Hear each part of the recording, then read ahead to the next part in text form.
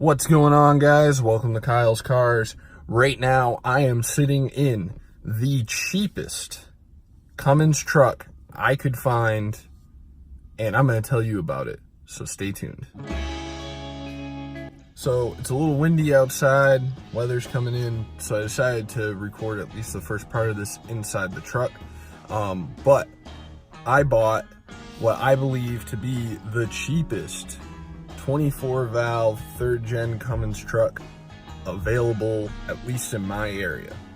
Now, when I say cheapest, there's a couple of criteria that I mean by that.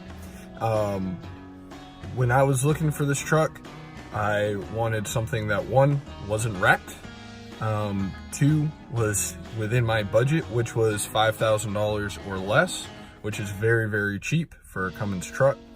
And I looked around. I finally found this on Facebook Marketplace because Craigslist is about to die because they just added a $5 fee to advertise your car with them. So expect to no longer be using Craigslist anymore because nobody will use it. Nobody will post to it. But yeah, so this truck was $4,000, and I'm going to show you what you get for a $4,000 3rd gen Cummins. On the inside, we get this neat foot-shaped gas pedal, a nearly antique JVC radio, two shifters, one of which is not hooked up to anything, a couple of dirty cup holders, some WeatherTech floor mats, this strange ball, which I have no idea what it does, dome lights that are falling out of the ceiling, a secret compartment, we get two batteries, and we get a 5.9 24 valve Cummins with all the blow-by you could ever ask for.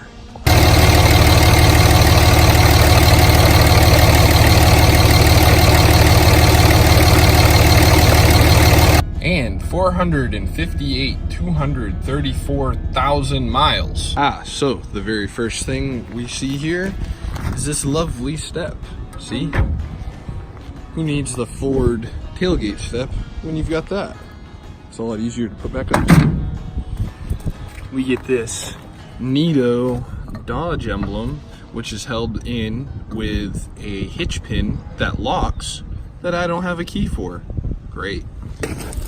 A nice MBRP exhaust, which is pretty big and also broken and dangles.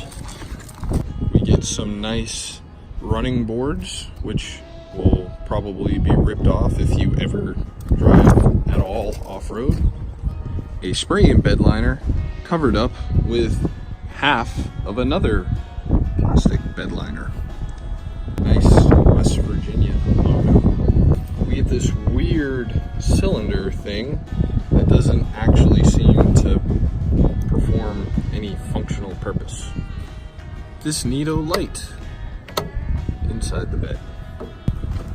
A lovely reflective American flag. Tow mirrors to show everybody you're a douche. A turbo diesel register, little rubber emblem thing in the grill. But all jokes aside, I do think that this is the best value for the money I could have gotten.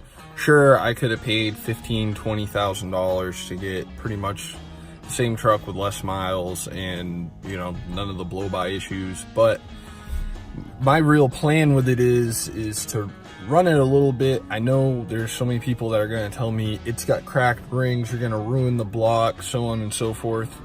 Personally, my thinking is, and maybe I'm a little bit off because I worked on bigger trucks so much, but this blow-by is very common in bigger diesel trucks. So, you know, I mean, they run them all the time and don't end up ruining the block in those. So I don't have much of a reason to think that the same would happen, especially since it's not really down on power at all. Seems to run fine. It just makes a lot of smoke out of the blow-by tube, and you know that it's got blow-by. Fuel mileage seems to be a little bit down, but it's still getting close to 20 miles to the gallon, especially if I use the included Hypertech tuner. This is the Hypertech Max Energy. I really can get pretty much about 20 miles to the gallon in this thing, which is a hell of a lot better than the F-150 I sold to buy this. So that's pretty good. Has the brake controller already in it. The transfer case shifter is just not hooked up. I verified that it does work. So, you know, for a truck with a 24 valve Cummins as clean as this and a NV 5600 transmission, you know, the miles aren't as important. I plan to in-frame this. I've heard some conflicting statements saying you can in-frame it, you have to just jack up the motor. I've heard some people say you can't, you gotta pull the motor, or that it's easier to pull the motor. I wanna try to in-frame it.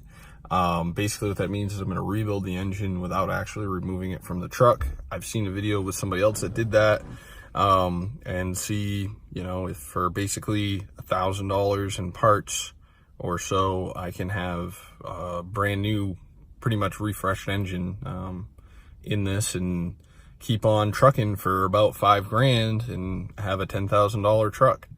At least that's the dream. Gotta address a couple of things like the exhaust hanging off there, and go from there.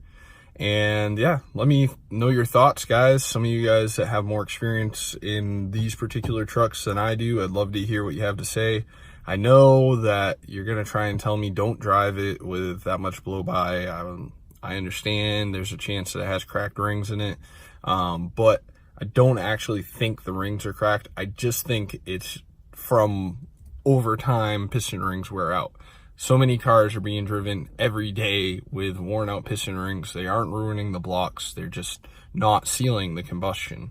And that's what I think. I think with this many miles, that's all that's happened.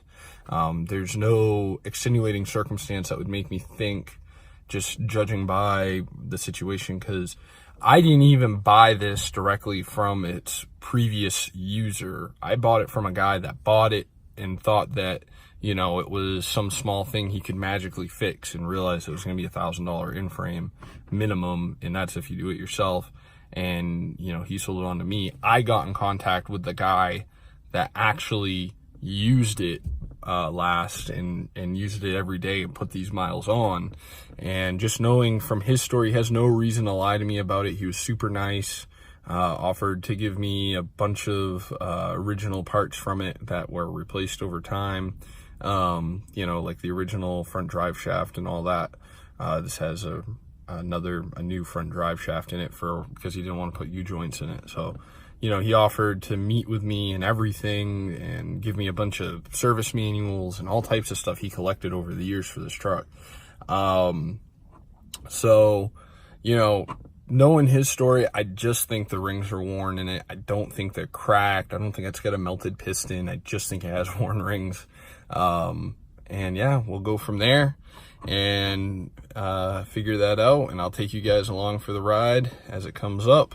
In the meantime, if you're new here, hit that subscribe button. If you like this video, give it a thumbs up and comment down below any advice you have. I'm also thinking it might just be a stuck ring in the motor, and maybe if I do the Boss Garage fix where you pour acetone and automatic transmission fluid down the cylinder and unstick the ring, maybe that'll fix it. I kind of doubt it, but you know, it might not be worth pulling a fuel injector for. But let me know what your thoughts are, and I'll catch everybody in the next one.